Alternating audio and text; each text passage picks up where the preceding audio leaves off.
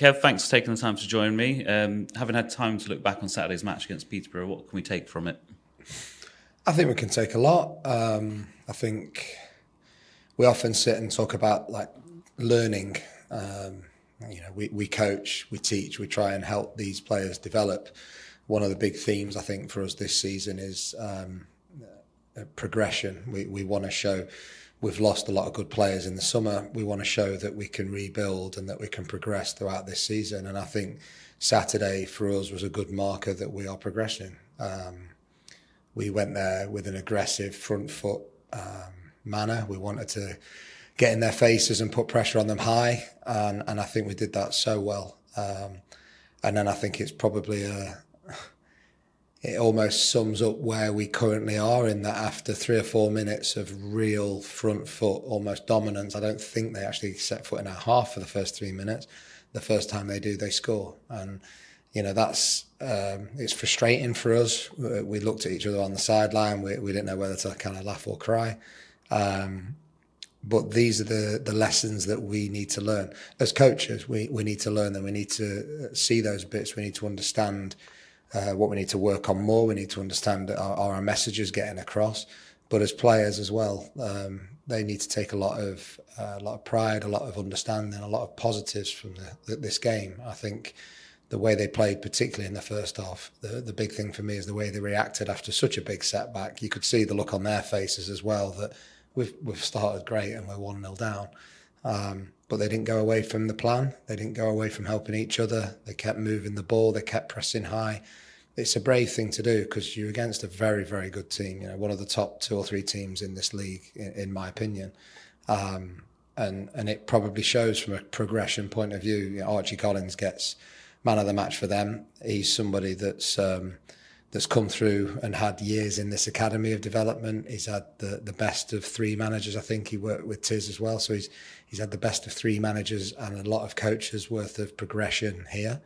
And we lose him and he goes to somewhere like Peterborough, who can take our best players and our most developed players and they can slot them in with a group of other players like that and develop a team that they've got there. And it's great to see Archie doing so well, but that is just an example, I think, of where we're at. And I think when we break down the game from the weekend, we're really pleased with the performance. We're just really disappointed with those little parts of the game that let us down. The silly goal to give away early on, the 10-minute spell where we panicked a little bit, maybe a bit of fatigue crept in. Maybe we just started to feel it, and when we do that, a couple of balls get kicked long when they should have been tidied. A couple of first touches aren't what they need to be, and they scored in that 10-minute spell before we kind of reasserted ourselves and went again. So disappointing result, but really positive performance. And that level of performance is something that has to be taken into Saturday and the remaining games this season.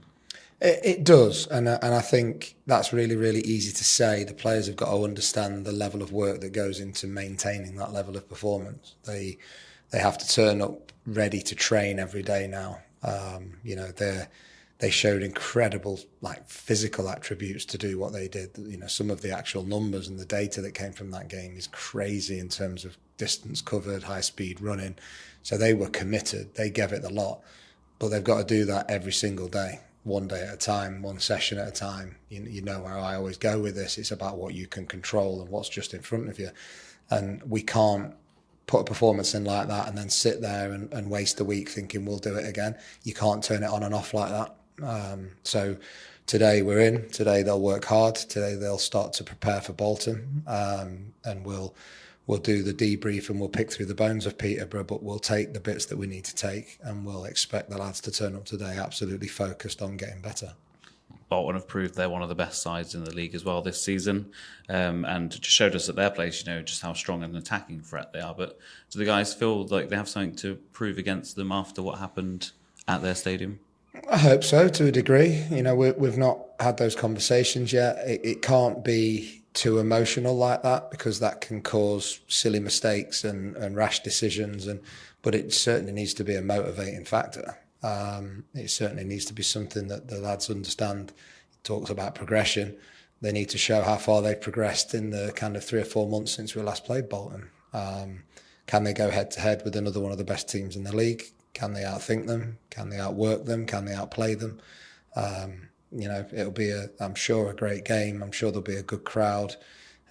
We're back at home. It's for us to show as staff that we've learned our lessons, as players that we've improved and progressed, and hopefully it'll be a good occasion.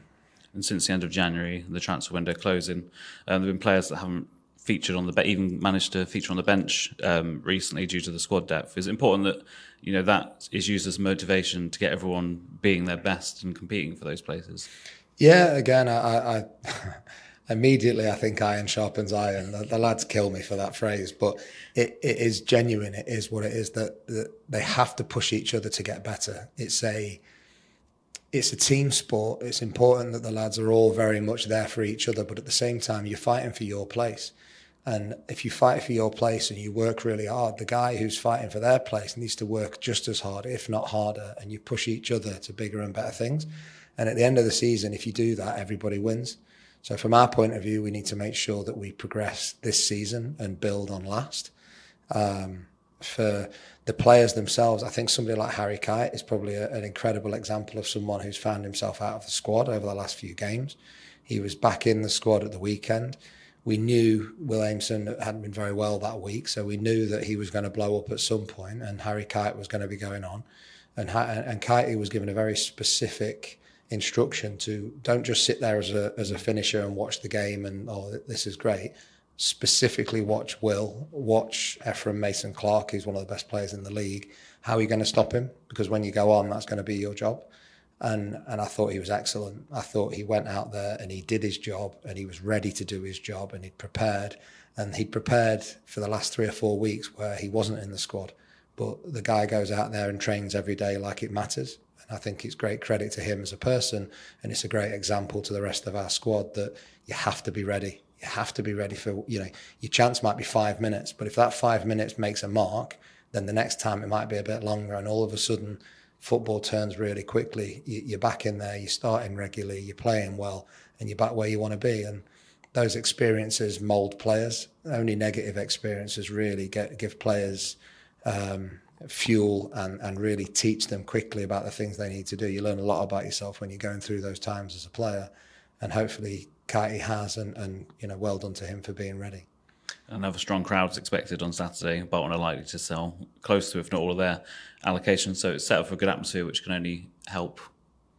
Yeah, we've had some great atmospheres at home. It's up to the players and us as staff to make sure that the players are absolutely ready to go out there and give Bolton a good game. And it's going to be, I'm sure, not straightforward. It's going to be a game that we're going to have to suffer at times. It's going to be a game where we won't have the ball at times.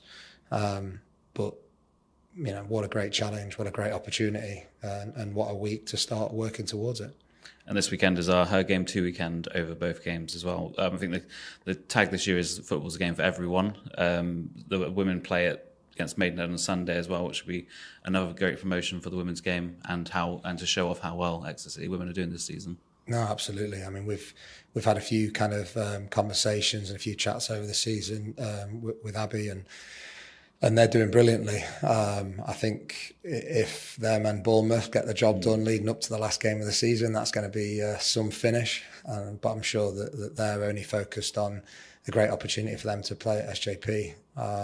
There'll be a good crowd. I've been to most of the games when they've played there, and it's always a really good atmosphere. And it's great to see the whole Exeter kind of football family doing so well.